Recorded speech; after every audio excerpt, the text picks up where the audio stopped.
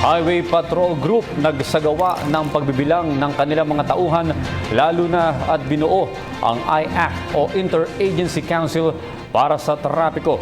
Sa pagbuo nito, isa si HPG Director Antonio Guardiola, ang hepe ng bagong tatag na mangunguna at magmamando sa traffic sa buong Metro Manila. Live mula sa Campo Crame, may report si Waywaya Macalma.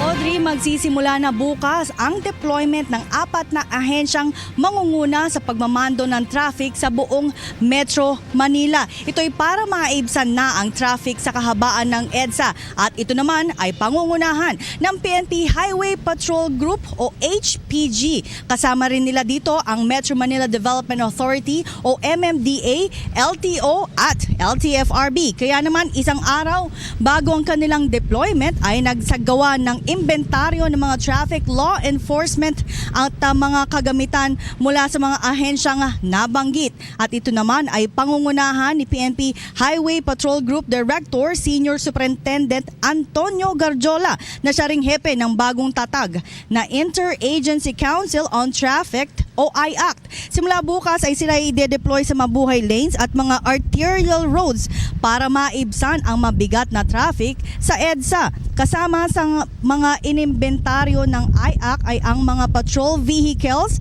patrol motorcycles, tow trucks at mga communication equipments.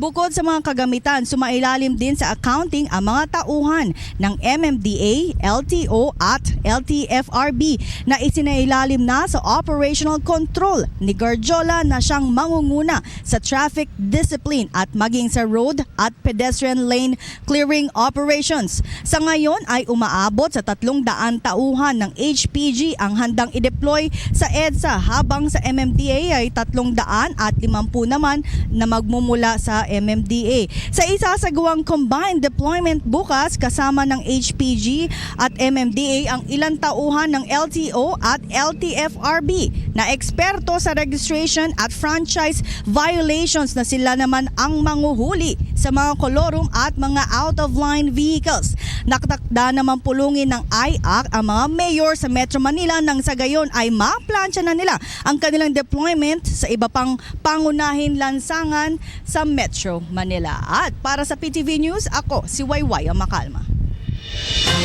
Maraming salamat, Waywaya Macalma. Ako po si Cathy San Gabriel. Subscribe na sa PTV YouTube channel.